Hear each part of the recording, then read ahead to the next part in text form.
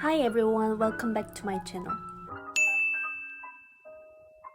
When I was new to jazz about 10 years ago, I was confused which jazz standards I should learn first and which version that I have to listen in order to learn the songs. I believe many of you feel the same way. So today, I'm going to show you 20 jazz standards that you must know as a jazz musician. I will also explain the best version of these songs so you know what to listen to, and famous intros and famous arrangements that most professional jazz musicians know. So without further ado, let's get started. Number 1. All the Things You Are. All the Things You Are is written by Cherokee in 1939. It was written for the musical Very Warm for May. People mostly play this tune in A-flat major. Small tips here: be aware of the first chord. Since it starts with 6 minor, which is F minor 7, you should play this with Aeolian scale, not Dorian. Also, learn the intro of Charlie Parker. It goes like this. Listen to the version of Dizzy Gillespie, Ella Fitzgerald, and also Ahmad Jamal. He did interesting chord changes on B section, so check it out. Number 2. Stella by Starlight, written by Victor Young in 1944. It was written for the film The Uninvited. Though it's a horror movie, the song is really beautiful. To learn this song, listen to Miles Davis, Ella Fitzgerald, and Charlie Parker. Also, this tune is complicated than you think. So if you really want to learn this song properly, go check out the YouTube video that Barry Harris explains about this song for 30 minutes. If you don't have time for that, just try to play first 2 chords as B flat diminished, because that is the original chord change. Number 3. There Will Never Be Another You, written by Harry Warren in 1942. It was written for the musical Iceland. People usually play this in E-flat major. Best version of this song is by Chet Baker, Bud Powell, Hank Mobley, and Stan Getz. Number 4. Olya, written by Sonny Rollins in 1954. This tune is one of the examples of rhythm changes. In case you don't know what that is, its chord changes are based on Garcian's tune I've Got Rhythm. There are plenty of jazz tunes based on this song's chord progression, and it's called rhythm changes. It's better to learn many rhythm changes as possible as a jazz musician. Check out Anthropology, Mustamuch, Cottontail, Dexterity, Rhythming, and etc. To learn Olya, check out Miles Davis, Sonny Rollins, and Finis Newborn Jr. version. Number 5. Billie's Bounce, written by Charlie Parker in 1945. This is probably the most famous jazz blues tune. This song is so famous that you might like to learn the whole solo of Charlie Parker. To learn this song, listen to Charlie Parker, Red Garland Quintet with John Coltrane, Dexter Gordon, and Bud Powell. Number 6. Autumn Leaves, written by Joseph Cosma in 1945. This song, you should learn the famous intro by Cannonball Adderley and Bill Evans. People play this tune mostly in G minor, but sometimes E minor as well. The best version of this song is by Bill Evans, Cannonball Adderley, and Chet Baker. This song's chord progressions are almost made by major and minor to 5-1. So, it's a great song to learn if you are a beginner in jazz. Number 7. Confirmation, written by Charlie Parker in 1945. This kind of chord changes is called bird change. Charlie Parker wrote many tunes based on this kind of chord changes.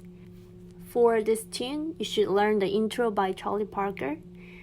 It goes like this. To learn this song, check out the version of Charlie Parker and Dexter Gordon. Number 8. Bye Blackbird, written by Jeremy Remick in 1926. People usually play this tune in key of F. For intro, check out Miles Davis' version. Bye Blackbird can be played in lots of different chord changes. Check this out. Since there are many different changes, people play with different changes as well. If you're playing this song with people, discuss which chord changes you guys are going to play. The best versions of this song is by Miles Davis, Ben Webster, and Oscar Peterson. Number 9, All of Me by Gerald Marks and Seymour Simons, written in 1931. There's a verse of this song. It's rarely played by people, but if you want to check this out, check the Ruth Eddings versions. And the best versions of this song is by Billie Holiday and Louis Armstrong. Number 10, How High the Moon, written by Morgan Lewis in 1940. It was written for the Broadway show To For the Show. Charlie Parker's composition Ornithology is based on this tune. Check out the version of Ella Fitzgerald, Chet Baker, Sonny Stitt, and Bud Powell. By the way, Ella Fitzgerald's skit on this song is beyond wonderful, so please check it out. Number 11, Fly Me to the Moon, written by Bart Howard and Kay Ballard in 1954. Best version of this song is by Frank Sinatra and Count Basie and Doris Day. If you want to learn the verse of this song, check out Blossom Diary. Number 12, Alone Together, written by Arthur Suchworth in 1932. It was written for the Broadway musical Flying Colours. For the best versions, check out Chet Baker, Kenny Dorham, Grant Green, and Miles Davis. Number 13, On Green Dolphin Street, written by Bronislaw Kaper in 1947. People usually play this song in key of E flat, but sometimes in C major. Little tips for this tune. You can play the whole melody as an intro in rubato. Check out the version of Miles Davis. Other famous versions are by Ahmad Jamal, Oscar Peterson, and Bill Evans. Number 14, Body and Soul, written by Johnny Green in 1930. There are many arrangements of this song. Check out John Coltrane and Freddie Hubbard version. They played in some different changes. Other famous version is by Coleman Hawkins, Stan Getz. Number 15, Take the A Train, written by Billy Strayhorn in 1939. You should definitely learn the intro of Duke Ellington. Other famous version of this song is by Ella Fitzgerald and Ray Brown.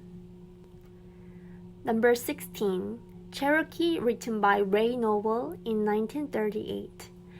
Probably most famous up-tempo jazz standard. There's famous intro by Max Roach, so check it out. B section can be played in 3/4 time. A section's half note will become the quarter note of B section. I know it's pretty complicated, so check out the version of Ahmad Jamal. It's pretty awesome. If you're a jazz pianist, definitely check the version of Bud Powell as well. Listen how we reharmonize the head. It's worth to learn that as well. Number 17, Misty, written by Errol Garner in 1954. It is probably most famous number as a jazz ballad. Check out the version of Errol Garner and Ella Fitzgerald. That Tommy Flanagan's intro of Ella Fitzgerald version is definitely beautiful. It's worth to learn it too. Number 18, Girl from Ipanema, written by Antonio Carlos Jobim in 1962. And this is probably most famous bossa nova song played by jazz musician. You can play the intro vamping F major 7 and G flat 7. Check out the version of Antonio Carlos Jobim, Oscar Peterson, and Stan Getz. Number 19, But Not For Me, written by George Gershwin and Ira Gershwin for the musical Girl Crazy in 1930.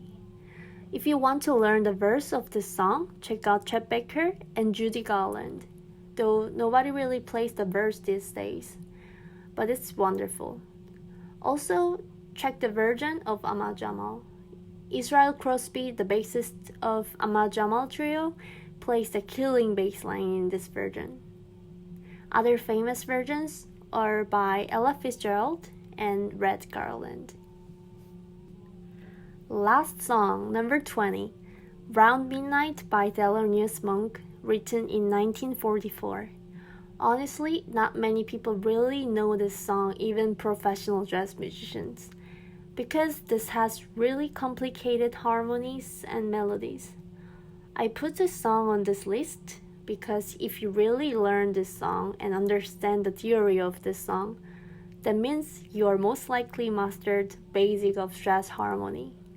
Check out the version of Thelonious Monk, Miles Davis, and Wes Montgomery. And also, there's intro to this song, so check that out as well. So that was the whole list of the song you need to learn as a jazz musician. If you liked this video, please don't forget to subscribe. And also, if you have any idea for the next video, please comment down below. Thank you everyone, stay safe.